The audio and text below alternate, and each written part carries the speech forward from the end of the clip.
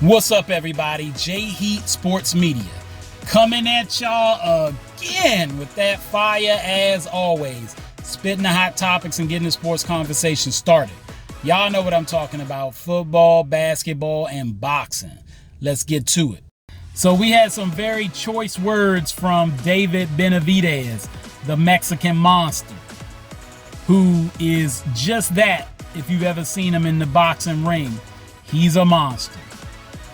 In my opinion, he's top 10 pound for pound in the world. And he's one of the more avoided fighters in boxing. He was criticized at one point for his lack of boxing skills, in terms of he was more of a power guy, and people would say, well, you know, he could probably get outboxed by somebody who had real sweet hands. In enters Sweet Hands Plant. And David Benavidez planted his hands all over Sweet Hands Plant. Now, granted, it was a good fight.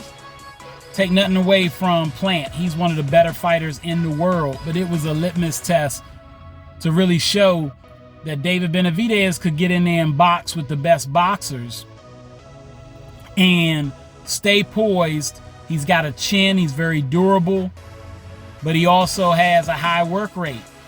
And he was able to beat down Sweet Hands Plant. And then in his next fight against Demetrius Andre, same thing. Andre came in with some nice hand work and then left with Benavidez's hand work. Benavidez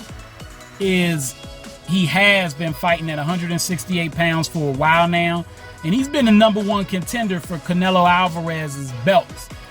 And he flat out came out and said in a recent interview, yes, I think he's ducking me.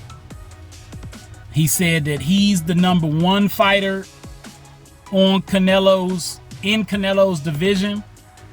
Morrell is number two, and Canelo not fighting either one of them.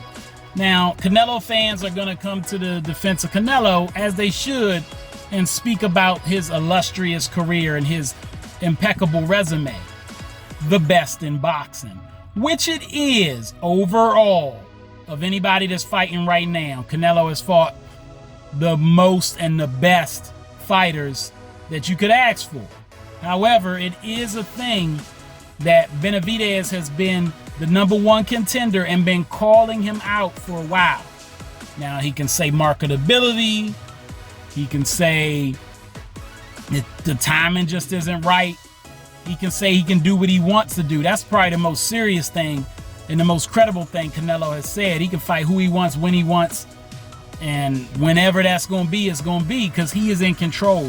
He's the cash cow in boxing, along with Gervonta Tank Davis. But Canelo is the number one guy.